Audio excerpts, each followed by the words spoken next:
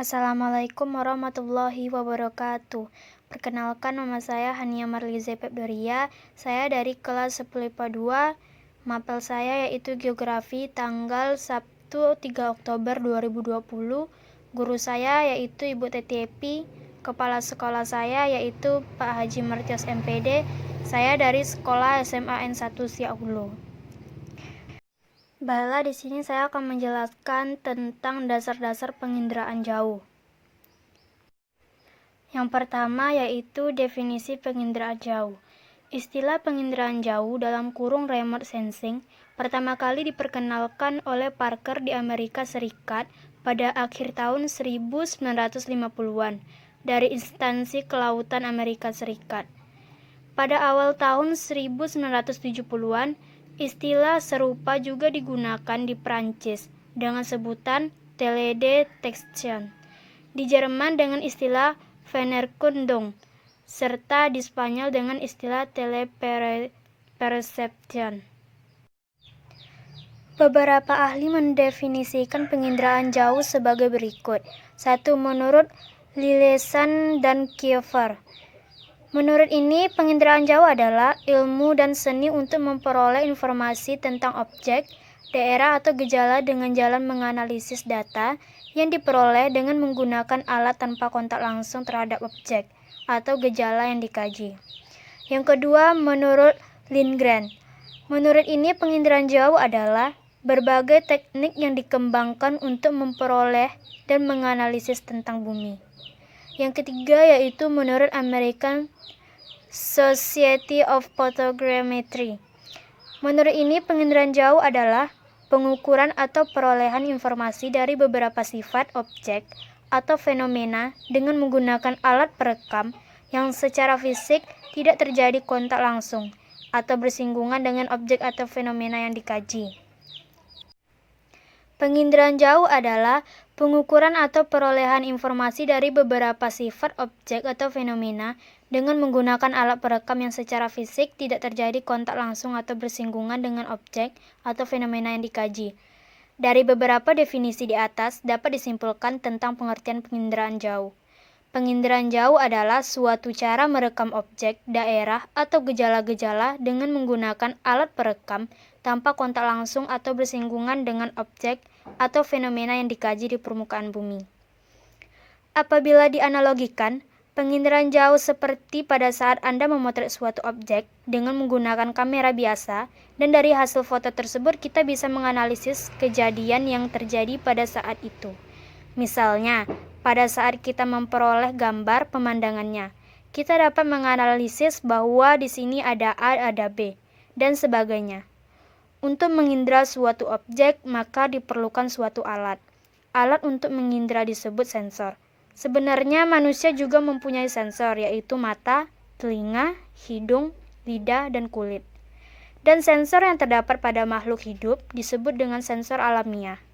Dalam penginderaan jauh, sensor yang digunakan bukanlah sensor alamiah, tetapi sensor buatan yang bisa berupa kamera, magnetometer, sonar, skaner, dan radiometer. Di sini sensor dalam penginderaan jauh dibedakan menjadi dua jenis, yaitu sensor aktif dan sensor pasif. Yang pertama yaitu sensor aktif. Sensor aktif ini yaitu suatu alat yang dilengkapi dengan pemancaran dan alat penerima pantulan gelombang. Contohnya yaitu penginderaan jauh radar dan penginderaan jauh sonar. Yang kedua yaitu sensor pasif. Sensor pasif ini yaitu sensor yang hanya dilengkapi dengan alat penerima berupa pantulan gelombang elektromagnetik. Baiklah, yang kedua yaitu komponen sistem penginderaan jauh. Penginderaan jauh sebagai suatu sistem tidak bisa terlepas dari beberapa bagian yang saling terkait antara komponen yang satu dengan komponen yang lainnya. Secara skematis, sistem kerja dari penginderaan jauh dapat dilihat pada gambar di bawah ini. Komponen-komponen penginderaan jauh meliputi hal-hal berikut. Yang pertama yaitu sumber tenaga. Dalam penginderaan jauh harus ada tenaga untuk memantulkan atau memancarkan objek di permukaan bumi. Tenaga yang digunakan adalah tenaga elektromagnetik dengan sumber utamanya adalah matahari. Tenaga lain yang bisa digunakan adalah sumber tenaga buatan, sehingga dikenal adanya penginderaan jauh sistem pasif dan penginderaan jauh sistem aktif. Yang pertama yaitu penginderaan jauh sistem pasif. Pada penginderaan jauh sistem pasif, tenaga yang menghubungkan perekam dengan objek di bumi dengan menggunakan tenaga alamiah, yaitu matahari, dalam kurung dengan memanfaatkan tenaga pantulan. Sehingga perekamnya hanya bisa dilakukan pada siang hari dengan kondisi cuaca yang cerah. Dan yang kedua, penginderaan jauh sistem aktif.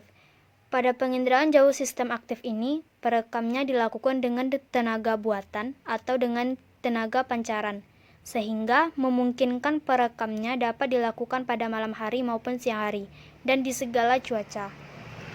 Komponen penginderaan jauh yang kedua yaitu atmosfer. Atmosfer mempunyai peranan untuk menghambat dan mengganggu tenaga atau sinar matahari yang datang, atau bersifat selektif terhadap panjang gelombang. Tidak semua spektrum elektromagnetik mampu menembus lapisan atmosfer. Hanya sebagian kecil saja yang mampu menembusnya. Hambatan pada atmosfer disebabkan oleh debu, uap air, dan gas. Hambatan atmosfer ini berupa sarapan, pantulan, dan hamburan. Hamburan adalah pantulan ke segala arah yang disebabkan oleh benda-benda yang permukaannya kasar dan bentuknya tidak menentu, atau oleh benda-benda kecil lainnya yang berserakan. Bagian dari spektrum elektromagnetik yang mampu menembus atmosfer dan sampai ke permukaan bumi disebut jendela atmosfer. Jendela atmosfer yang paling banyak digunakan adalah spektrum tampak yang dibatasi oleh gelombang 0,4 mikrometer hingga 0,7 mikrometer. Komponen yang ketiga yaitu interaksi antara tenaga dan objek. Setiap objek mempunyai sifat tertentu dalam memantulkan atau memancarkan tenaga ke sensor. Objek yang banyak memantulkan atau memancarkan tenaga akan tampak lebih cerah, sedangkan objek yang pantulan atau pancarannya sedikit akan tampak gelap. Di sini interaksi antara tenaga dengan objek dibagi menjadi 3 variasi, yaitu yang pertama, variasi spektral. Variasi ini mendasarkan pada pengenalan pertama suatu objek, misalnya cerah dan gelap. Yang kedua, variasi spasial. Variasi ini mendasarkan pada perbedaan pola keruangannya, seperti bentuk, ukuran, tinggi, serta panjang. Yang ketiga, variasi temporal. Variasi ini mendasarkan pada perbedaan waktu, perekaman, dan umur objek. Komponen yang keempat yaitu sensor. Sensor berfungsi untuk menerima dan merekam tenaga yang datang dari suatu objek. Kemampuan sensor dalam merekam objek terkecil disebut dengan resolusi spasial. Berdasarkan proses perekamannya, sensor dibedakan menjadi 2 sebagai berikut. Yang pertama yaitu sensor fotografik. Sensor fotografik ini merekam objek melalui proses kimiawi. Sensor ini menghasilkan foto.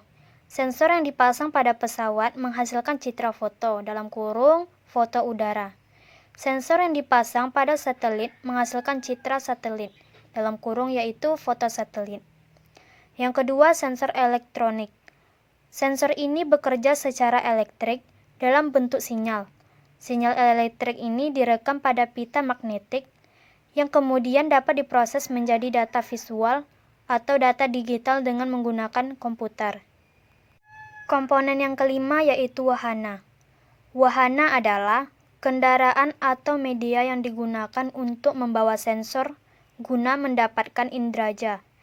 Berdasarkan ketinggian persedaran dan tempat pemantauannya di angkasa, wahana dapat dibedakan menjadi 3 kelompok, yaitu yang pertama, pesawat terbang rendah sampai menengah dengan ketinggian peredarannya antara 1-9 km di atas permukaan bumi, contohnya drone.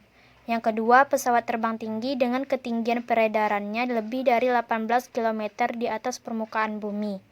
Yang ketiga, satelit dengan ketinggian peredarannya antara 400-900 km di luar atmosfer bumi. Komponen yang keenam yaitu perolehan data. Ada dua jenis data yang diperoleh dari Indraja. Yang pertama yaitu data manual didapatkan melalui interpretasi citra. Guna melakukan interpretasi citra secara manual, diperlukan alat bantuan stereoskop. Stereoskop dapat digunakan untuk melihat objek dalam bentuk 3 dimensi. Yang kedua yaitu data numerik (digital). Diperoleh melalui penggunaan perangkat lunak khusus penginderaan jauh yang diterapkan pada komputer. Dan komponen yang terakhir yaitu penggunaan data. Penggunaan data merupakan komponen akhir yang penting dalam sistem Indraja, yaitu orang atau lembaga yang memanfaatkan hasil Indraja. Jika tidak ada pengguna, data Indraja tidak ada punya manfaat. Data Indraja dapat dipakai di bidang militer, bidang kependudukan, bidang pemetaan, serta bidang meteorologi dan klimatologi. 3. Proses penginderaan jarak jauh. Proses penginderaan jarak jauh diawali dengan sumber energi yang berasal dari matahari berubah menjadi gelombang elektromagnetik menuju dan diarahkan pada sumber target. Matahari juga membantu untuk memfokuskan target di permukaan bumi. Gelombang tersebut dipantulkan kembali setelah kontak dengan target di permukaan bumi. Gelombang yang telah dipantulkan lagi kemudian diterima oleh sensor untuk direkam yang terdapat di dalam satelit. Hasil rekaman yang diperoleh oleh sensor rekam selanjutnya diteruskan ke stasiun penerima dan diolah menjadi sebuah gambar berbentuk digital ataupun hard copy.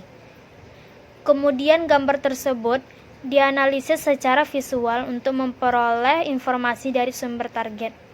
Dari hasil tersebut bisa memperoleh informasi untuk membuat penyelesaian masalah.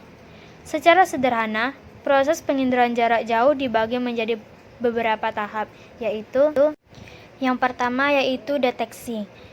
Ini merupakan tahapan awal yang berguna untuk mendeteksi apapun yang didapat dari berkaitan dengan penelitian, termasuk di dalamnya berupa pengambilan objek foto menggunakan alat modern. Yang kedua, identifikasi. Tahapan berikutnya yaitu melakukan identifikasi dari hasil yang telah diperoleh dari penginderaan jarak jauh. Dilakukan perhitungan, percocokan menggunakan rumus menjadi tahap penting untuk mendapatkan informasi. Yang terakhir yaitu analisis. Ini merupakan cara terakhir dari proses penginderaan jarak jauh yaitu mendeteksi keseluruhan hasil yang telah diperoleh. Tahap ini dilakukan analisis yang berdasarkan sumber referensi dan literatur yang lebih mendalam jika dilihat dari segi keilmuan. Dalam proses penginderaan jarak jauh menghasilkan output yang disebut citra. Citra dibagi menjadi dua macam, yaitu citra foto dan citra non-foto. Yang pertama, citra foto.